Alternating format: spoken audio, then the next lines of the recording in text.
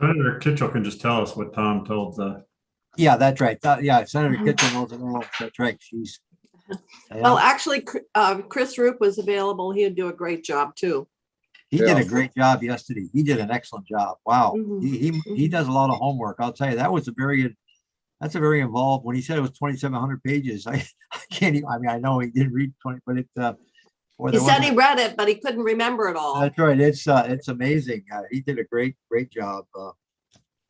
Okay, it is Friday. It's not the 13th, it's the 14th. It's the Senate Transportation Committee.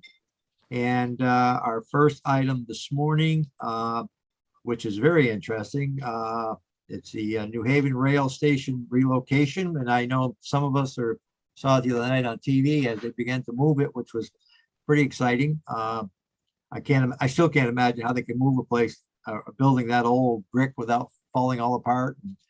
Trini, are you with us this morning? I am, Senator. All right, Trini, God, we're still are around,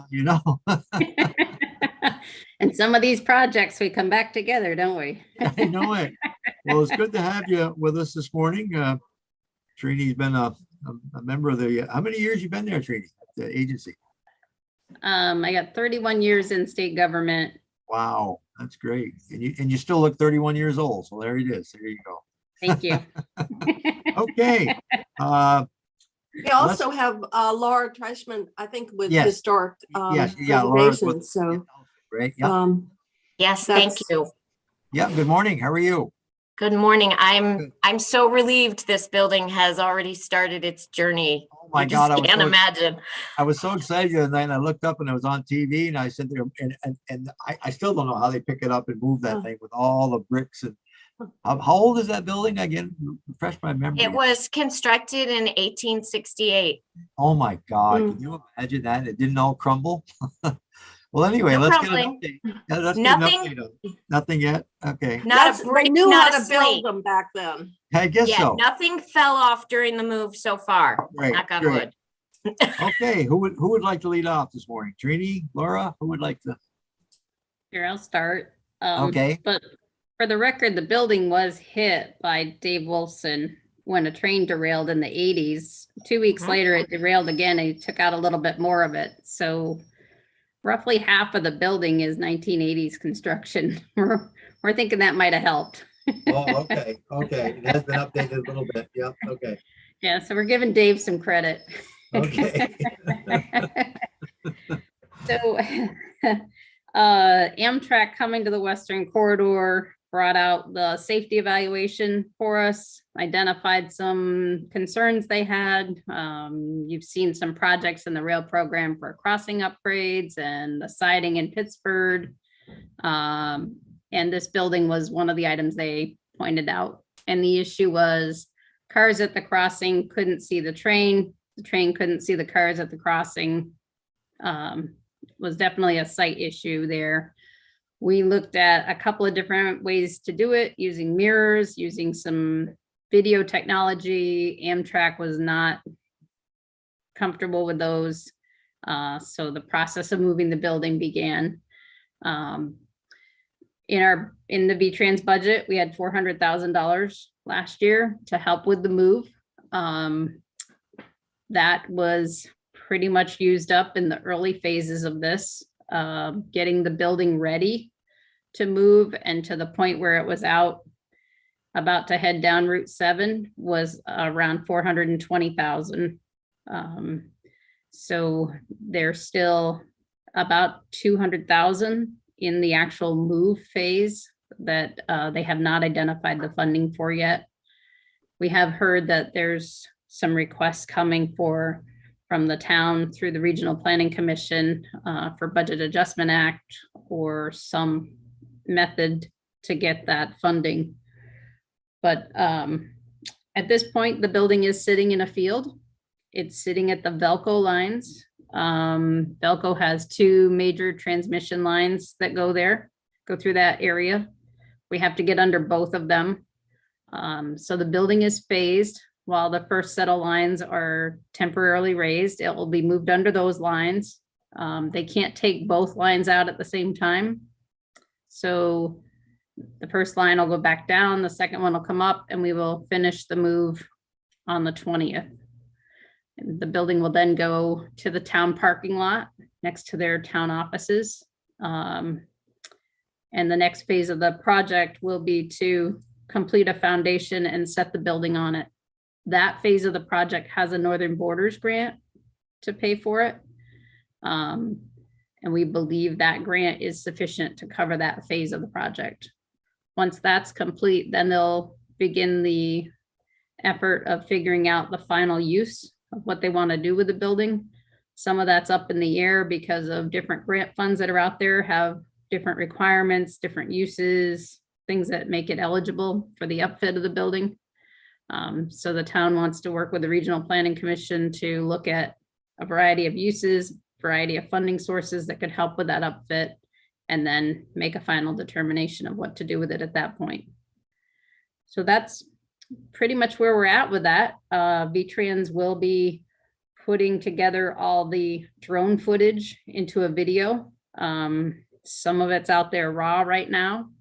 Takes an awful lot of bandwidth to download it. But we do have some staff working on putting all that together into an easier video clip for folks to review. We were not able to fly the drone for the entire mission because of the winds. So we only got drone footage of it coming into the parking lot at the gas station right there on the corner of 7 and 17. So it is pretty awesome footage though. So we'll get that out to you guys once we have it in a easier to move file. Trini, did they, it seems kind of late in this season. Is the foundation ready to put it on when they get it there? No. No, the foundation work will be done next year. Oh, so It'll they'll sit in the just set it- parking lot. Oh, they'll sit in the parking lot. I'll leave it until till the foundation. And you said it's near the town offices or something? It's Correct. okay. Yep. Questions, the committee, Senator Kitchell? Yes, I was just wondering, we appropriated money in the budget last year to support the move. And I was, in terms of the cost, did that come in? I believe there might have been cost sharing with the town as well. So, or maybe other funding sources. I was just wondering how, in terms of what we had anticipated last spring, how that materialized relative to the actual costs so far. So the original estimate that was prepared to just move the building was, I believe, in the 450 range. And we were looking at trying to secure a Northern Borders grant to help with that. We did get the Northern Borders grant, but the environmental requirements and whatnot made it impossible to meet with the deadline we have to.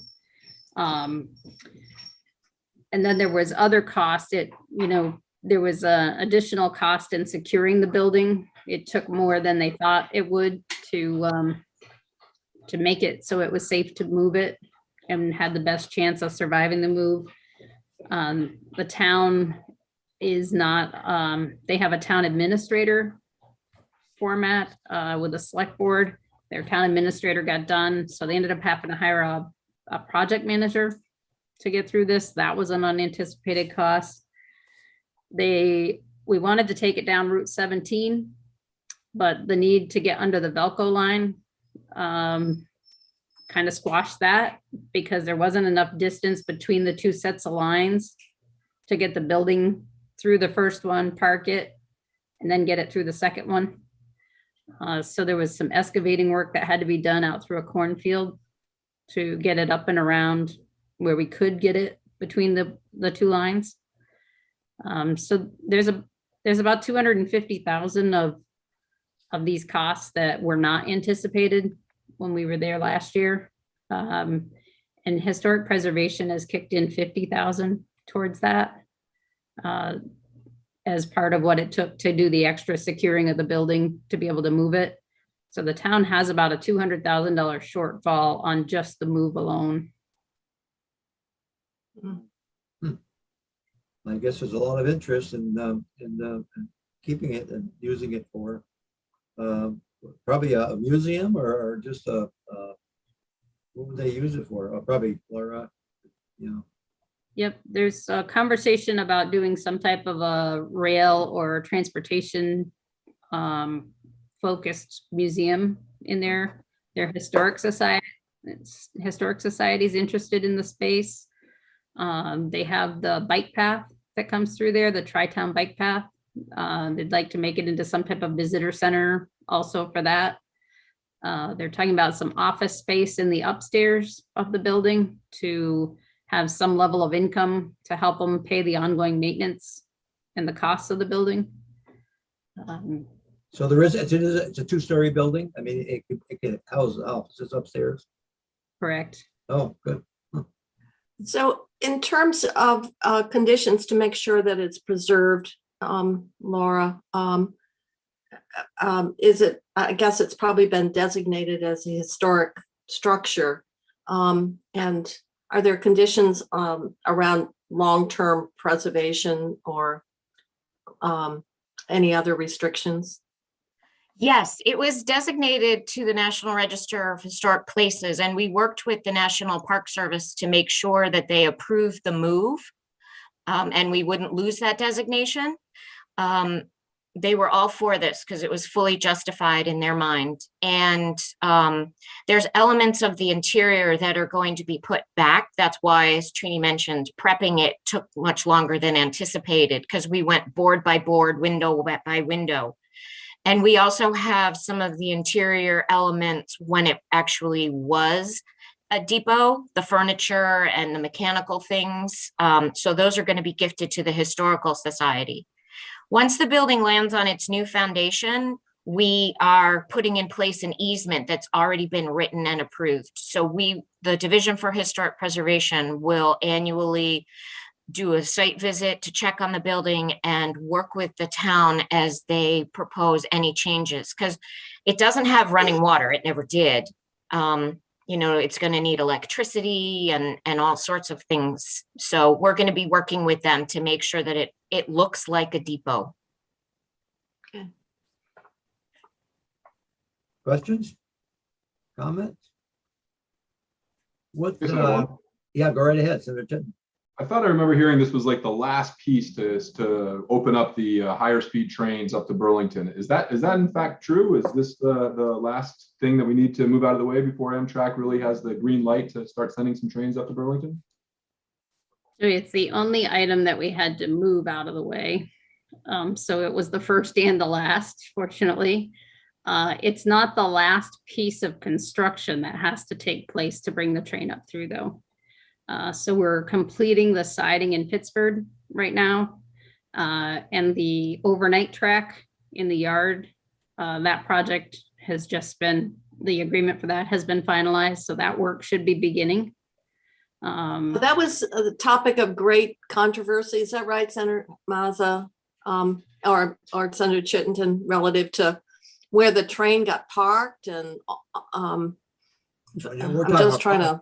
This is Burlington. This is. Yeah. Yes. And once it gets to Burlington. Yeah, that's been all resolved. I think it's all been resolved now. They've made a lot of progress. I think it's pretty much maybe I don't know. Trini, is it completed in Burlington, or I thought it was close to it? Yeah.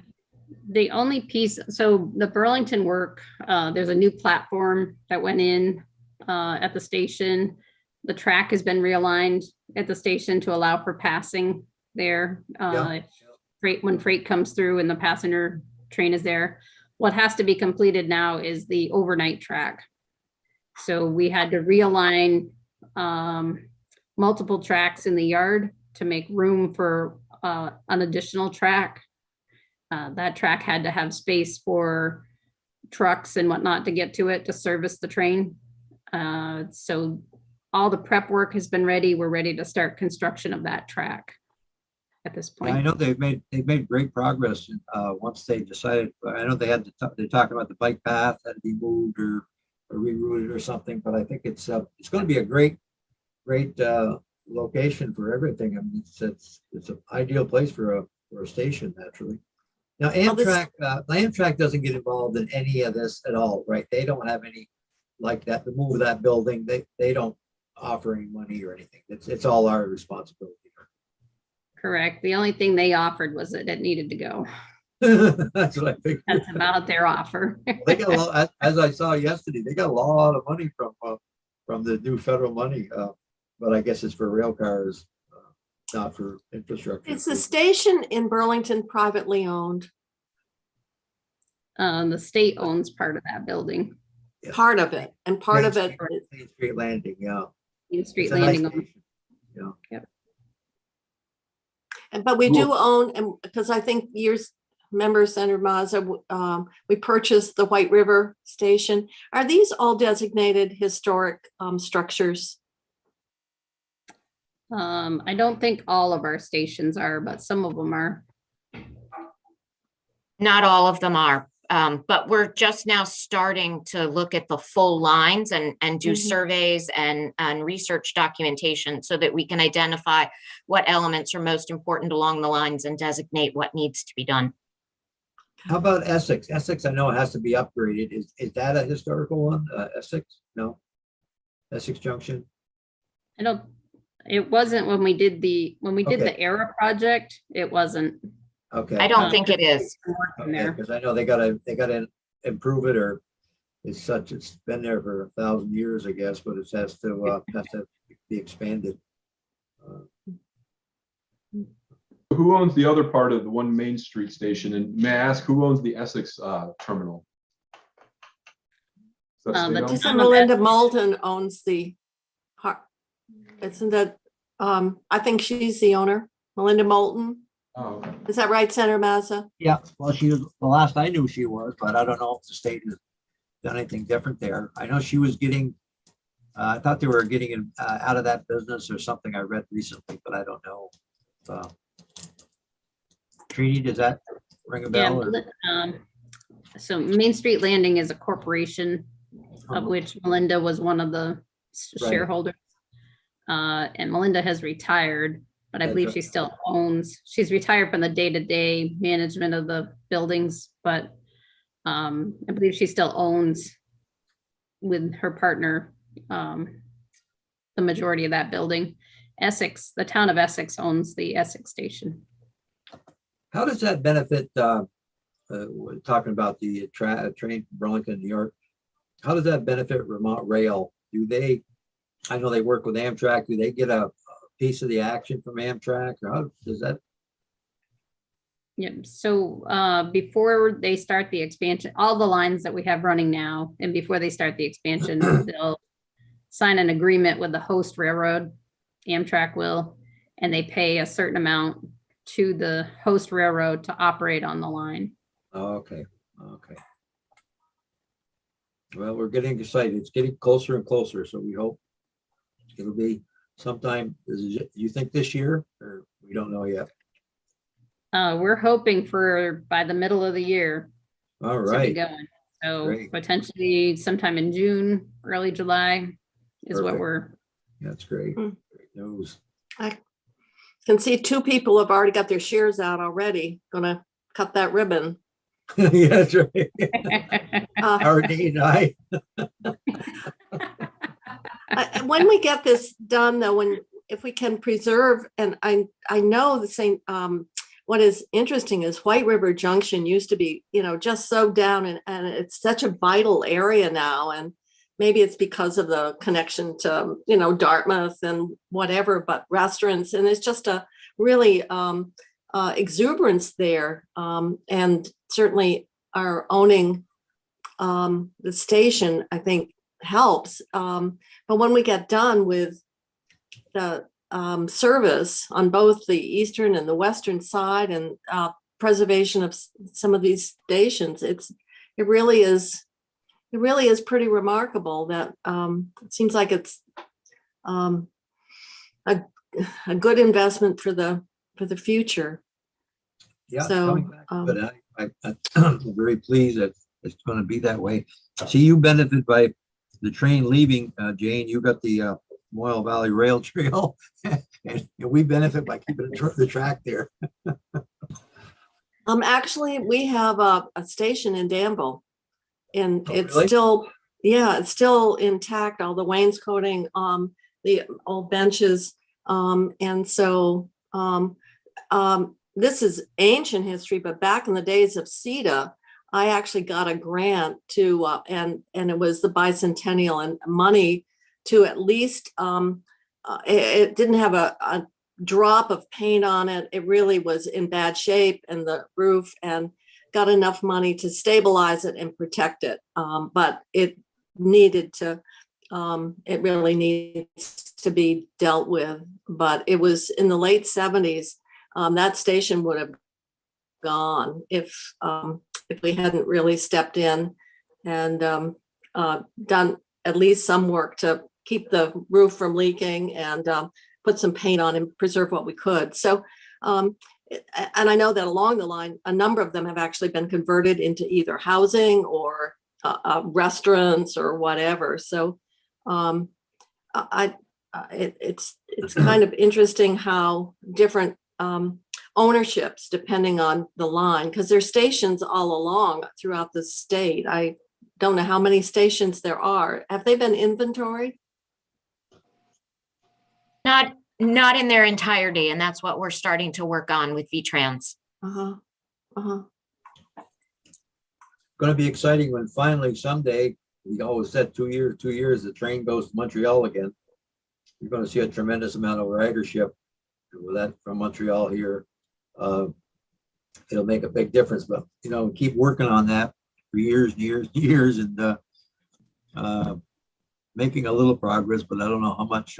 The price keeps going up, I understand, on Montreal's side. So, but it's going to be a tremendous asset for the rail division and track. Any other questions about this project? Anything else? What company moved the, it just like enormous, the number of axles on that. Yeah. It was Bed was Messier's. just, what? Messier's. Messier's? Is that a Vermont company, or did you have to have? Houses. Yeah. Yep, they're out of East Montpelier. Yeah, they specialize in moving buildings. I guess that's their primary business, I understand, because right, they've been around for years, and every time you see a house move or something, it's always a certain trade, I guess, you have to have. Any other questions? Any comments from Trini or Laura? Anything else? Well, thank you very much for the updates. Be exciting to continue to watch the progress, and if you hear anything new and exciting for us, let us know. Appreciate it. We will. Thank you. Take Thank care. you very much. Yeah, have a great day. Thank you. Okay. Let's see, Jeannie, Mileagesmart. yeah, can we get Mileagesmart, Sue Minter and Paul and Samantha? Hi, good morning. Sue Minter is actually testifying across the hall in Senate Natural Resources at this Okay. minute. All right, She tell us for the would record. love to jump over as soon as she's done there. sure. Would you like to lead off, or you want to wait for her? Sure. Whatever. Sure. I can't speak for her, but thank you for your time this morning. Just a reminder that Mileagesmart is a Just for the record, performance-based program. just for the record, would you say who you Yeah. are? Sure. Paul Zabriskie, I'm the Director of Weatherization and Climate Impact at Capstone Community Action. And today I'm with Samantha Hurt, who's our Program Manager for the Mileagesmart program. So Mileagesmart is a performance-based program. We provide incentives to income qualified Vermonters to purchase high efficiency vehicles, 40 miles per gallon or better. We were formed in this committee, and the program was tasked to be executed by Capstone Community Action. We operate this program statewide in collaboration with the 4 sister organizations, SEVCA, BROC, CBOEO, and NECA. And it it is designed to be as streamlined as possible. So the experience initially is not unlike an online shopping experience. Sam can speak more specifically to our application process and how information is shared. And maybe with that, Sam, you have a handout. I'll hand it off to Sam and join you in a bit. Okay, For the record, Samantha Hurt, Program Manager for Mileagesmart. okay, good morning. Good morning. So I do have a handout. I'd be happy to jump into that, or I can go Sure. more in depth on Whatever you wanted to do, go right ahead. Thank you. Sure. So I'll just give a little bit of an overview of my day to day. So as Paul mentioned, for folks interested in the program, getting started is much like just online shopping for a car. If folks hear about us at a dealership, hear about us through additional outreach that other organizations are doing, we have social media ads and then earned media. So any way that folks hear about us, they come onto our website. We have an online application that comes directly to me. I typically can process an application within 30 minutes of receiving it. And at that point, folks are instructed to go find a car. And what we've noticed since starting this program is once they get to this point, that is the place that most people are getting stuck when they're told, okay, here are the requirements for a vehicle. It's extremely difficult for folks to find a car that is also affordable and meets the program requirements. What are the requirements? You said it was 40 miles a gallon, or did I hear that? Yes, the requirement is 40 combined MPG or MPGE. So we're thinking Toyota Prius. All Prius models are eligible, and then the majority of plug-in hybrids and all electric vehicles. Because there's no vehicle out there, gas vehicle, that gets 40 miles a gallon, I would think. Yeah, there's no conventional vehicle. And there are even some hybrids that are not eligible. They Okay. get around 35 MPG. So Is that because there's just a shortage of vehicles? And I mean, we knew that probably Prius was going to be the, the main model that would fit. But we know that the used car market, which is, from your testimony in the past, that's, when people who are income eligible are really in the used car market. So the environment with such a competition with used cars and shortages, is that I would think that would be compounding the difficulty in locating a vehicle that meets the criteria. yes, you are absolutely correct. And I'm actually going to share my screen and show you some of the work that we've been doing over the past month.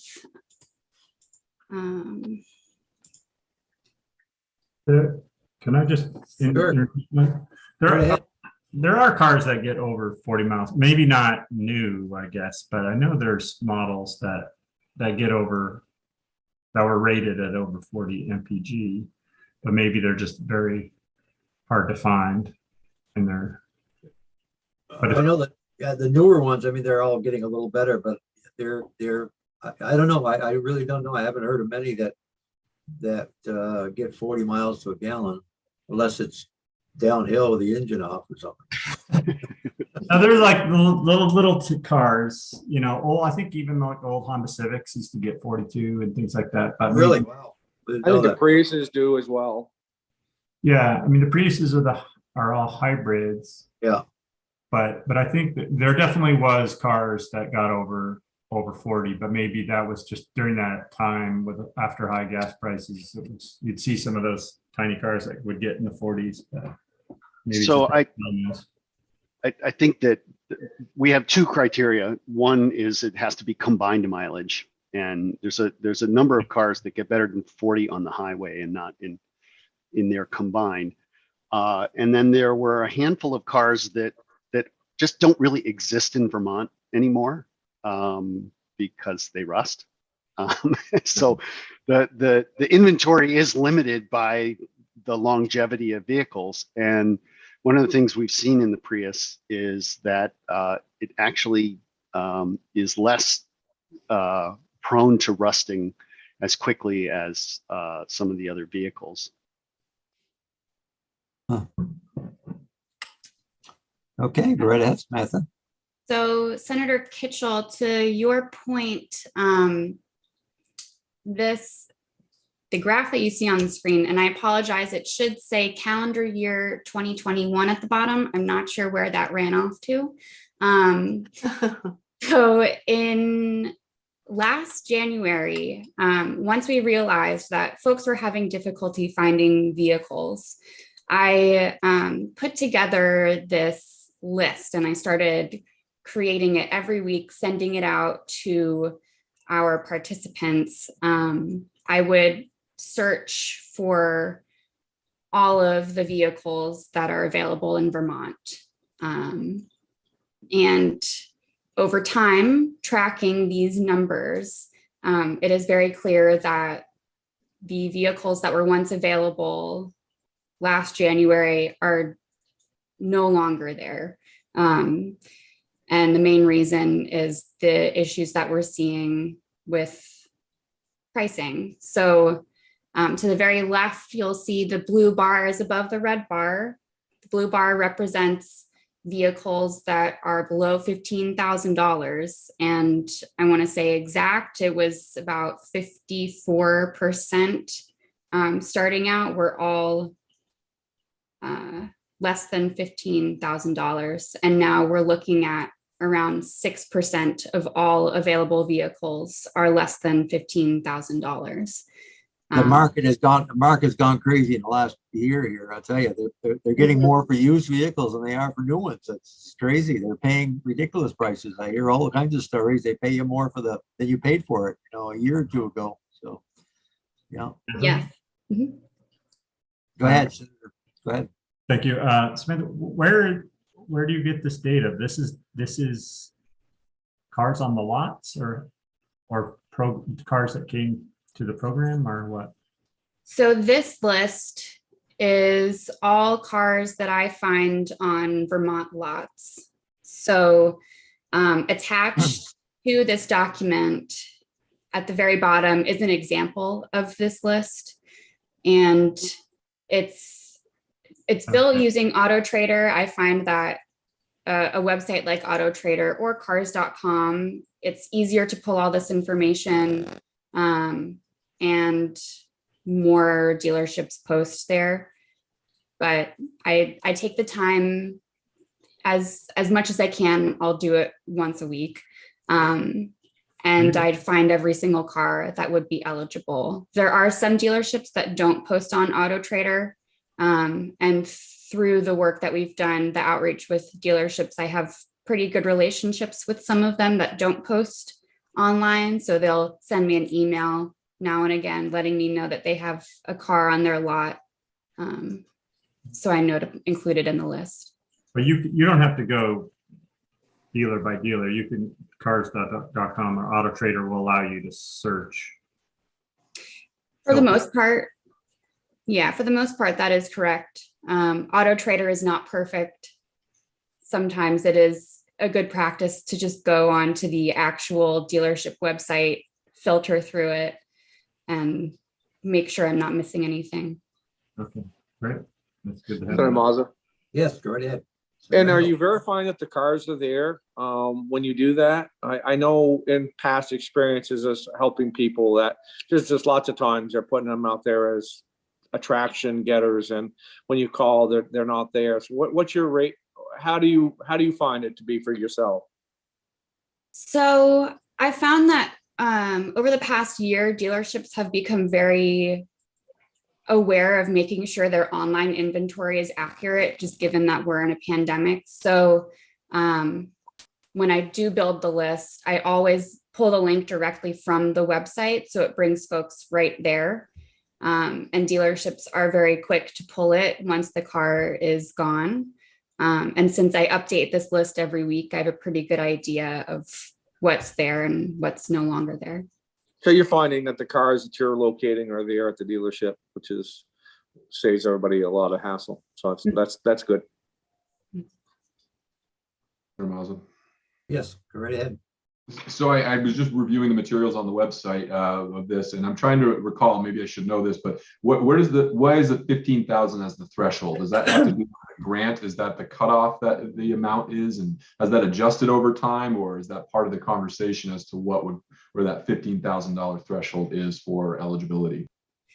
So I use $15,000 because as people call me, they reach out to me about this program. That often is the cutoff for them.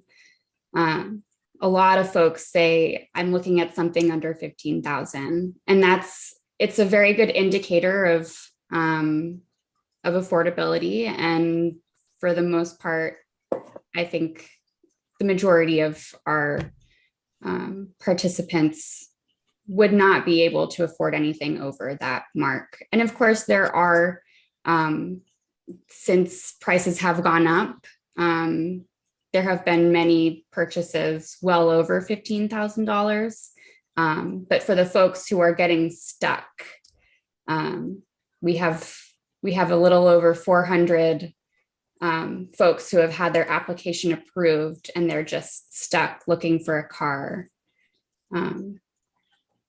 It's very difficult for them right now. No inventory is tough. Everybody you talk to, there's no inventory that they have for used inventory. Yeah, I bet it's the toughest they've ever seen it. Mm-hmm. So I have another chart to show you, and this is a different group of cars. So whenever a purchase goes through our program, I capture the JD Power clean retail value for that vehicle.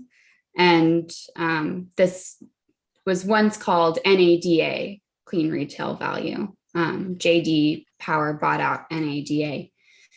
But this number is, it's calculated using market data, and it essentially shows the highest value that one should be paying in the market at that time. So I use this number to make sure that a car someone wants to buy isn't listed too high. And traditionally, one would think that over time, after someone purchases a vehicle, after a year, let's say, it has depreciated, it has lost value, the NADA clean retail value is going to be less. But what I've actually found, taking every single vehicle that has gone through the program as of December, using the initial JD Power value that I took at the time of purchase, and then pulling the most recent JD Power value in December, almost every single vehicle would be more expensive for these participants to purchase in December compared to when they actually purchased it. So it could be last December. So this chart is a little bit, it's thick. It shows every single vehicle. And I think it's just adding to the previous point, how the market is acting right now. And then additionally, the increase that we're seeing in gas prices as well, just topping it off. So I'll pause here if anyone has questions. I don't think it's going to ease up in the near future. It looks like, the chip supply, I guess, from what you read, is still limited. And I don't know how long it's going to take to free the market back up to some decent prices. And Gasoline is also a big factor, as you see here. Wow. Yeah. Mhm. Questions, anybody? But yeah, Go ahead. Go ahead.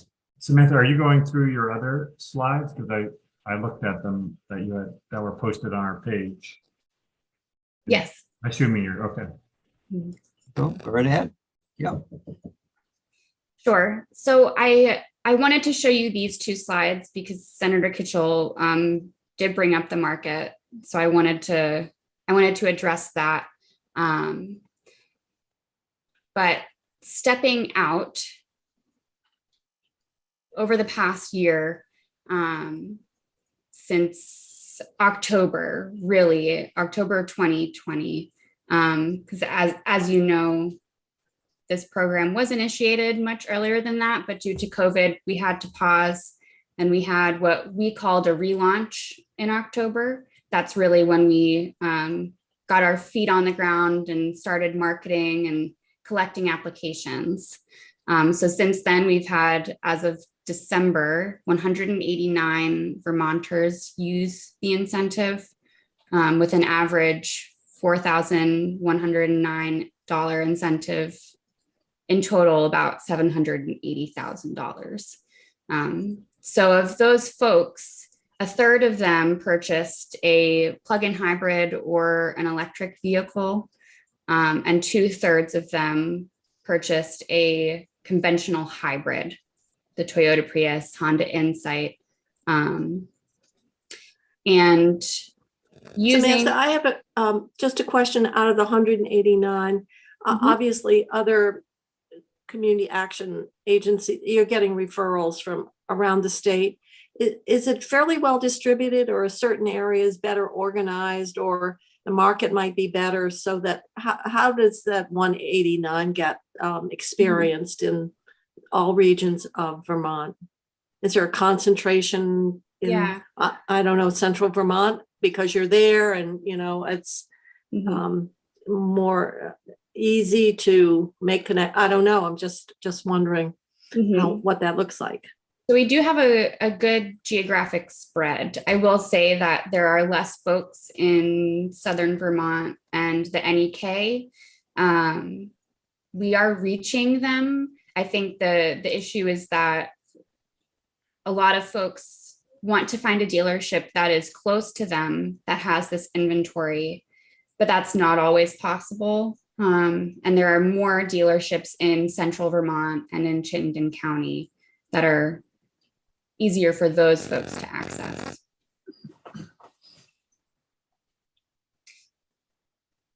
So with the participants who purchased a gas hybrid, I was able to run a calculation to figure out what exactly does this mean for them to be going from their old vehicle to this newer vehicle. And we found that on average for these individuals, they're now saving about $580 a year, and collectively that's over $100,000. And then of course, for the folks who have purchased a plug-in hybrid or all electric vehicle, that savings will be much higher. And this chart you see, it's just what we've done month to month for sales. You'll see October was low. That was just our first month getting up and running. And then January of last year was low as well. This January, just I think because we've had more time to market, we are a little bit higher than that. We were at 1 last year and now we're at 4. So we've quadrupled the month. And in order for us to have gotten these numbers, we've done a lot of marketing. We've done a lot of outreach. And while we do have paid ads on Facebook, a lot of our outreach is word of mouth, calling up dealerships, calling up other organizations, asking them, if I email you a blurb, can you send out a mailer for us? And that has been very powerful. It has gotten us to where we are now, and it is continuing to maintain our progress. I think the biggest piece that the biggest push that we had was with dealerships. So starting in January, we did a lot of outreach. We connected with the Auto Dealers Association, and we hold regular webinars with sales teams now. And that part is really key, because if we have sales teams know about the program, folks can walk into the dealership not having planned to use Mileagesmart, but the salesperson can say, hey, you might be eligible for this. And that's just a great way to get more folks through the door. And the way the program is structured, the way that I have structured the operation of it, folks are able to apply at the dealership, and then within 30 minutes, I will have the entire deal processed and they're free to leave the dealership with the car. So it's very streamlined, and for a lot of folks, it's ideal. And then there are other folks who need to take their time and making sure the decision is right for them. And both of those are an option. The fuel price plays a big part, though, doesn't it? When you Yes. go like $3.30 a gallon, if it was $2.20 a gallon, like it was a year ago or whatever, that's a big factor right there. Wow. Mm-hmm. Yes, and we may begin to see the percentage of plug-in hybrids and EVs go up through this program because of that. Okay. I'm not sure. Whoever thought we'd be that much higher this year than a year ago on gasoline? Just when it goes up 3 or 4 cents, people used to get upset. Now it's over $1 a gallon than from last year, I guess. Yeah, over $1. Mm-hmm. Yeah. Yes, go ahead, Senator Birchlick. Thank you. Samantha, do you have data on the geographic distribution of the Mileagesmart vehicles delivered? Yes, I do. And I would be happy to share that with the committee. Okay, yeah, that'd be. Are you talking about geographic? Yes, Senator Kitchell. Yeah, that's what I assumed. Yeah, like where around the state, what towns are the people that are participating coming Senator from? Ingalls, go ahead. Yeah, I'm curious on that same vein that Senator Perklick's going down. Maybe even the, I don't know what you can share, but maybe where their credit scores might be as far as who we're helping. Anything like that to tell us what you can share with us about the people who are being helped by the program. So we do not. Senator Ingalls, that's a good question, because when we took testimony, and Paul, I can't remember her name. Boy, she had a lot of energy, and she was talking about, the market, and her background was in vehicle sales.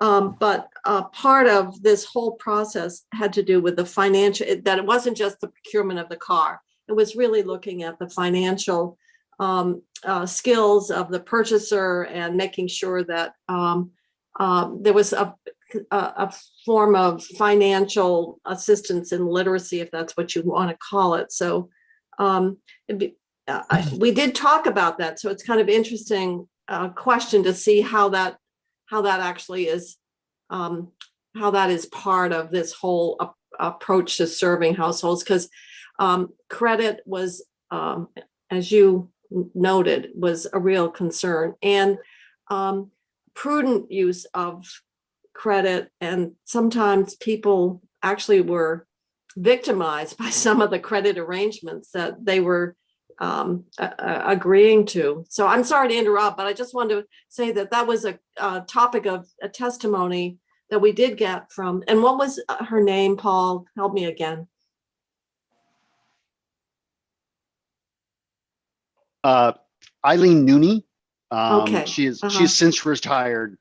But yes, she really set the tone for the program. And one of the pieces that came into place at the very end of the last session was the establishment of a program called Financial and Energy Coaching. This was something that came through Senate Natural Resources, and they were very eager to make sure that that program embraced the transportation transition as well as heating fuels. That program has launched in November. The Office of Economic Opportunity established a contract with Capstone. We hired a statewide coordinator last week. The local coach was hired at Capstone and CBOEO, and I believe the other 3 coaches are due to come on board later this month.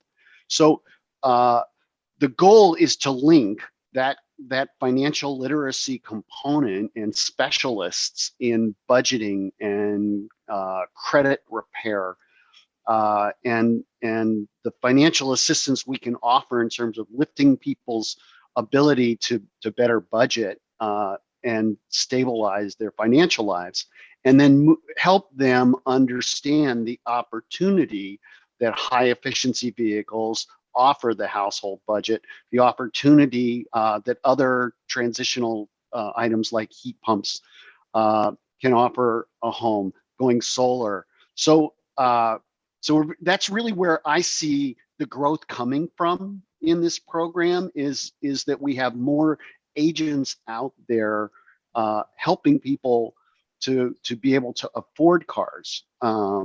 And particularly as we're seeing this incredible inflation in the vehicles that those folks are looking for.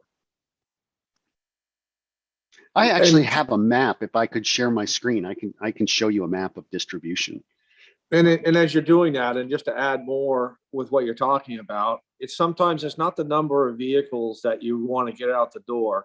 It's the numbers of people that really are in the most need that you're trying to help. And that's kind of where I go down through.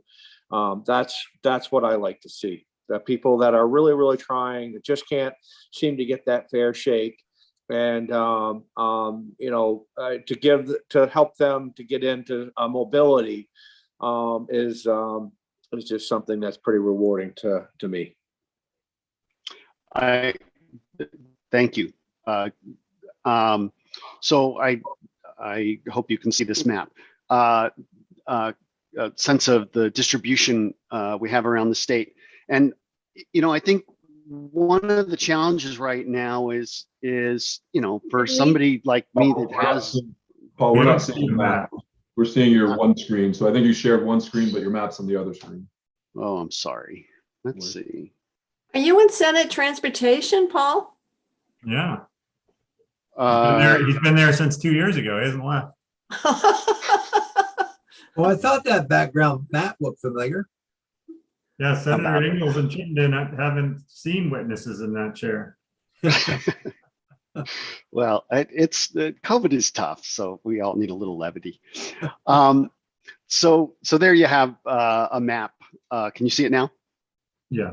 Oh, okay. That gives you sort of the approximate distribution around the state, and as you can see, the Chittenden County it dominates this map. I would say that a lot of people in central Vermont shop for cars in Chittenden County. So I don't know.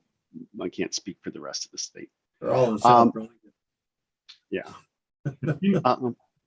It seems like a good distribution. Have you guys made a conscious effort at that, or is that just the way it goes just because that's where people buy cars just around the state? Yes, we made sure to connect with NECA and Sevca and Brock to bolster our outreach there, as well as with our Facebook ads, making sure it's dispersed. And if I can, Senator. Go ahead. Samantha, you might want to remind us what the income qualifications are for the program. Yes, so right now the income qualification is 80% of state median income. You may recall initially it was area median income, but we did make the change to state median. Do you remember off the top of your head what a family of 3 is for that? It's by family size, right? Mm-hmm. It is. Yeah. Yes. Let's say single parent raising 3 kids with $60,000. They a family like that would be eligible. And then just to Senator Ingles' question, you're not, as long as they're eligible, You're not trying to see their income eligible. You're not tracking that, or are you? Well, we do collect their income. It is self-reported. We use the honor system.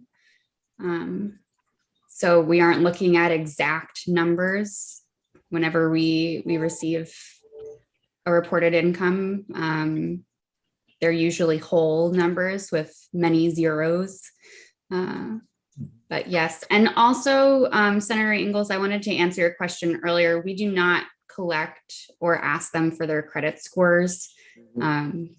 We leave that with the financing entity if they choose to finance. Are we tracking how many of those aren't, hopefully none of them, hopefully every one of them aren't getting adversely repossessed? Do we track that? Do we track the success rate of people who retain these vehicles? So No. we have not done that. I have not heard of a Mileagesmart vehicle being repossessed at this point in the program. I'm not sure how we would do that.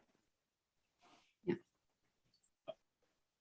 You know, we do outreach in terms of after the fact communications for internal evaluation. So we might hear about an issue there, but we are not party to the deal in terms of the financial institution communicating back with us if there were an issue. I know when we did loan loss reserves back years ago, Eileen probably spoke to this when she was with the committee. The repossession rate was high. I'm trying to remember, 6 cars out of 40, I think. But we haven't gotten any information that people are struggling with these loans. Yes, Senator Berkeley. All on that map, just to clarify, that was where the cars are being purchased, or where the person that's buying the car lives, where they're being purchased. Sam actually pulled the map together. I'll let her speak to that. Okay. So those are where the participants are actually located. Okay, so they're where they reside. Yes, and I could easily put together a map of the dealerships that we've worked with as well, and I'd be happy to share that with the committee. No, that's okay. I just wanted to make sure I looked at that right. And then, am I correct that the program only deals with dealers? So like private car sales, or some of this, I don't know if some of the used car dealer lots that you see that just kind of sell older, cheaper cars, like you're only kind of participating dealers. Yes, so we only work with dealerships, both new and used dealerships. So right down the road from me, there's Berlin City Kia. That's a big one. But we also work with the small repair shops that also do some sales on the side. As long as they have a UCD license number, we can work with them. Okay, and can you just remind us, I remember hearing testimony from Paul about why we decided that, but I can't remember why we didn't want to do private sales, for example. Paul, would you like to? Sure, because you can't know what's actually going on. That when you deal with a dealer, the dealer is registering the vehicle, and the opportunity for shenanigans in private sales is just beyond our comfort level in dispersing state funds. And so we also focus on financial institutions that have a footprint in Vermont or an agent in Vermont, so that all of these transactions fall under Vermont's regulatory authority, and we're not involved in transactions where if the consumer is feeling aggrieved by the process that we're dealing with entities that the state of Vermont has no control over. So it was an effort to just rein in all the possible craziness that can go on and just keep the process clean. Right, and I think that's the right choice. I think it's a question that comes up sometimes because of the inventory is so tight and people see these for sale privately. So they say, why can't I get this one? So thank you. Yeah. I mean, I think we are challenged around the online car sales, Carvana and Vroom, and sort of the evolution in the marketplace responding to the challenge and people going farther afield to find the inventory of the vehicles they're looking for. And thus far, we have chosen not to participate in those transactions. And we continually evaluate that. And, Sam, I don't know if you want to speak to just sort of what you're seeing out there. Do you mean in terms of available cars? Well, just sort of the challenge. We've started conversations with BGS and other legislators have approached us about the state's fleet and whether cars that are leaving the state's fleet could be available to Mileagesmart consumers, and what are the particular mechanisms we can use to bring those cars to the inventory and make them available. And those are all really preliminary. There's some thorny issues there, but it's one of the many things we're looking at in terms of how do we impact the inventory. I mean, if my car breaks down, I can repair it, and while I might turn over a vehicle and prefer to be getting something newer, I can ride this situation out. Unfortunately, many of the people that we're supporting are dealing with cars that are literally on their last legs, and they're not going to pass inspection. They are forced into the car purchase decision, as opposed to somebody like me who might have liked to have made a change, but I can ride it out. So it's a really challenging environment. Interesting.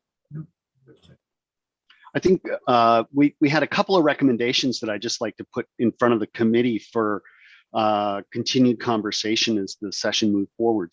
One is we're investigating some changes in how we allocate incentives and trying to tier them, and we're looking at this sort of across the programming for climate incentives and making sure that the resources we're making available are going to those with the greatest need first.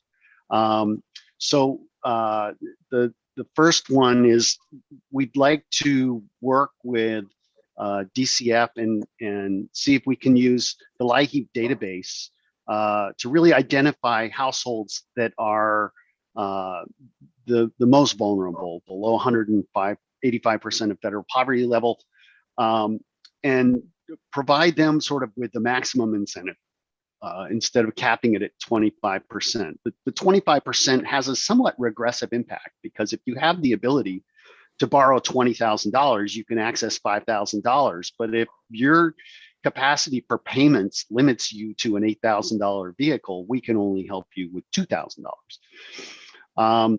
So we'd like to look at sort of a base amount for people who are LIHEAP eligible. And LIHEAP eligibility also brings with it, the state has done means testing. So we know we're working with households that don't have other reserves, where sometimes in the under 80% of state median income threshold, we have folks who don't have large incomes, but they do have other assets. And we see that in the cars they're buying and the payments they're accepting, that they qualify for the incentive, but it's not entirely clear to us that they necessarily needed it as badly as some others. So we're looking to pilot some stuff there. We're not looking for legislation at this point. I think sometimes legislation can make it very hard to pivot in a pilot. But insofar as you folks have your head in these issues, we would like to be able to engage with you and just keep you informed of what our thinking is on So that Paul, structure. the enabling language that we put in then allows you flexibility to modify the rules. I'd have to go back and look, but I Yes, think we were trying to recognize the need to have some latitude based on experience. So this is something you could do administratively. it will involve a negotiation with DCF. Right, but I mean, you don't need legislation to enable, it's not precluded by any conditions that we put in. I think we did it in the T-bill. Yes. And so there's no language there that would stand in the way of your ability to do this. It's just I'm assuming that's the case. I just wanted to confirm it. Yeah, that is correct. Okay. The language basically says up to $5,000. It doesn't say how the program design works beneath that number. The other recommendation is just the 10% cap on administrative expenses is not able to cover the fixed cost of this, and the primary fixed cost is Sam, actually, and Sam and the supporting staff when Sam is not available for the program. So it's approximately 1.2 FTE. And we knew we were going to be in trouble when that 10% number was put out there. We didn't see the inventory issues coming, which have limited sales and limited growth. And anyway, so Capstone is currently subsidizing this statewide program to the tune of about $3,000 a month. And any additional marketing we do just digs that hole deeper. So we would like to engage the committee in discussion of a 15% threshold so that we're at least recovering our costs of program delivery within the contract with VTrans. Does that require any specific action? Did we have language that limited it to 10? That you have language that limited it to 10.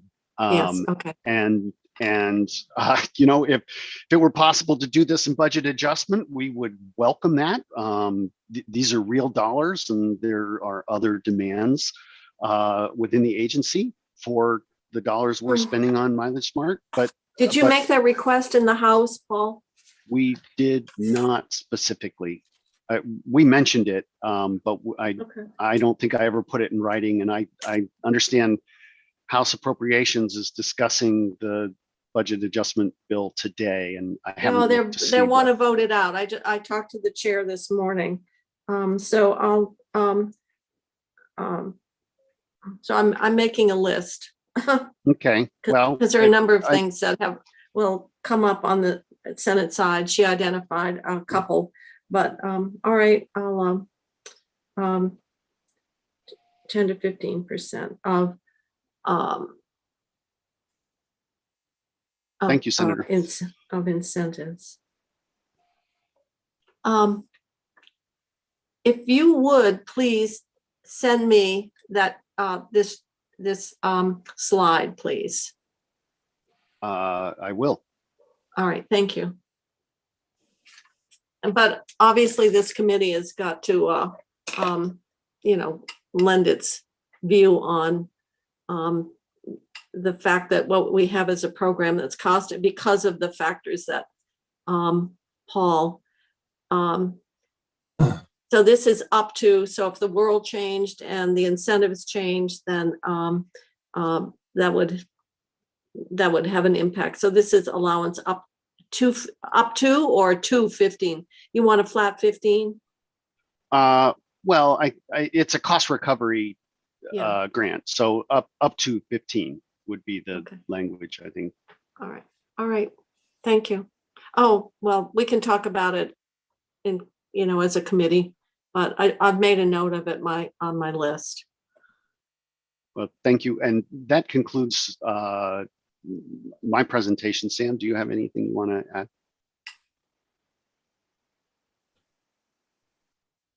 No, I do not have anything I would like to add, but I'm happy to answer any additional questions.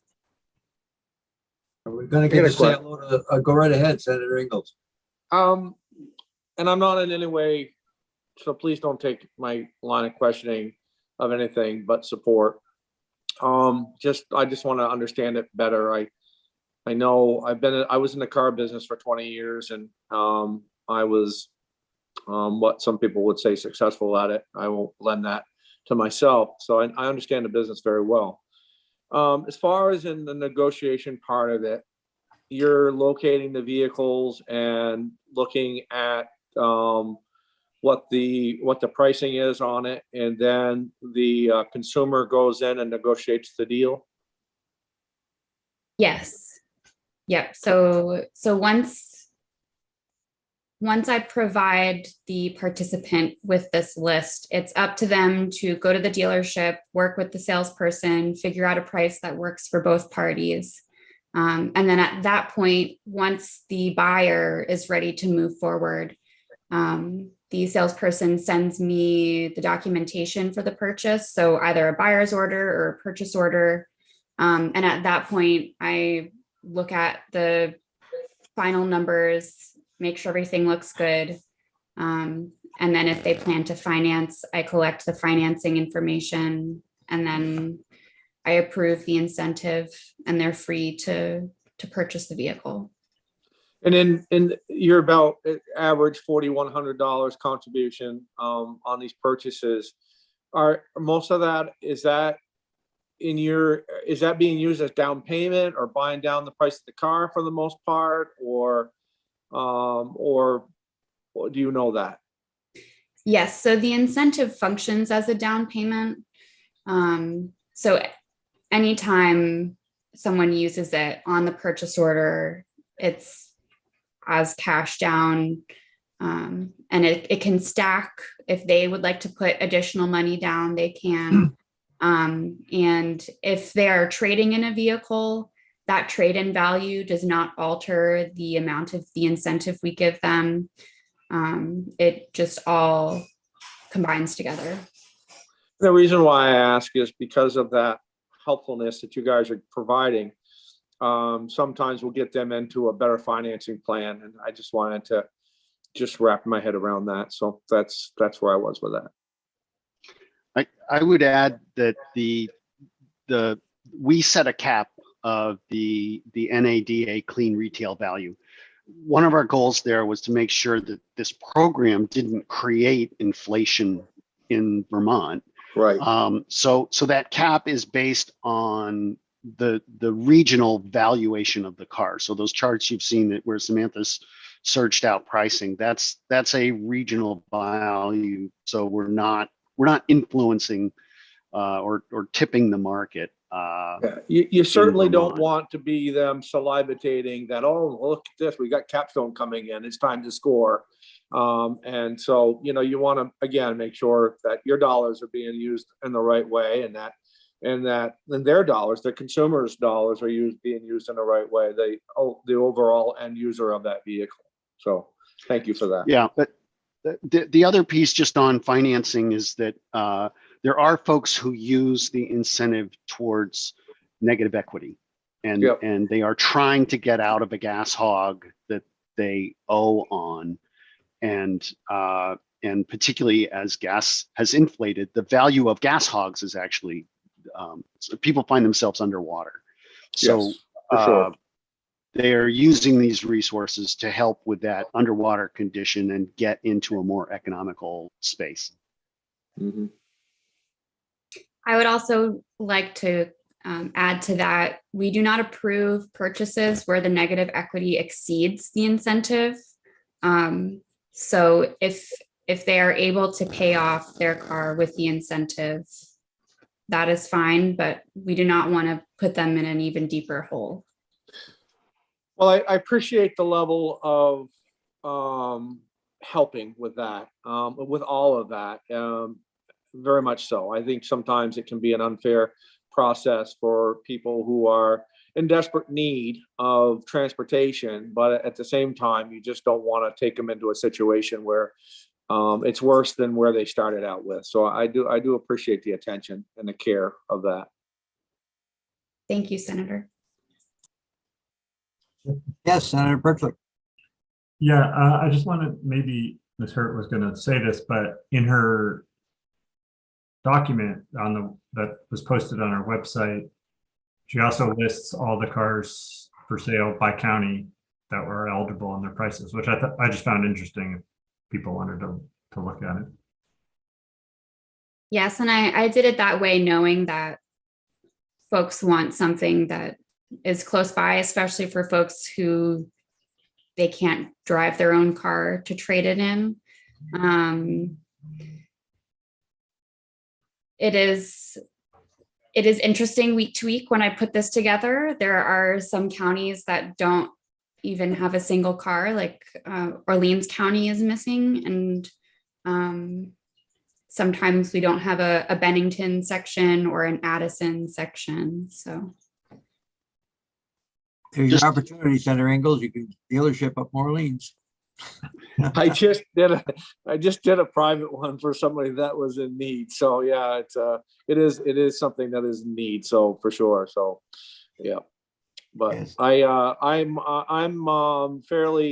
I'm very happy with the distribution of what the map shows. I mean, obviously Chittenden County has the most population, so it would only go to show you that there would be more vehicles over there. But I thought it was a fairly a fair map, looking around to where they were ending up. And one Yes. last question, and maybe, sorry if I missed it. Did you give us an update on how much money is left in the program right now? I didn't see that in the handout, but maybe you said it. No, we didn't. And that was an oversight. We are basically on target. We've expended approximately $1 million. We look to consume probably 90% of the allocation for fiscal 22, excluding the additional 500,000 that was added at the last minute. And that's really because that program is just coming online. So we would request that roll over, because we expect to see the demand. It's just lagging behind the fiscal year and sort of the ability of agencies to contractually move things and launch. So you're saying, Paul, that you would have enough money for the program for fiscal year 22, and some would flow over, you're expecting, into 23. Yeah, you wouldn't have enough money for the whole program for 23. Our projection for fiscal 23 is 1.1 million plus the residual of the 500,000 rolling over. So you already have that? No, but we will be asking for that in the fiscal 23 budget. Did you made the request of the agency?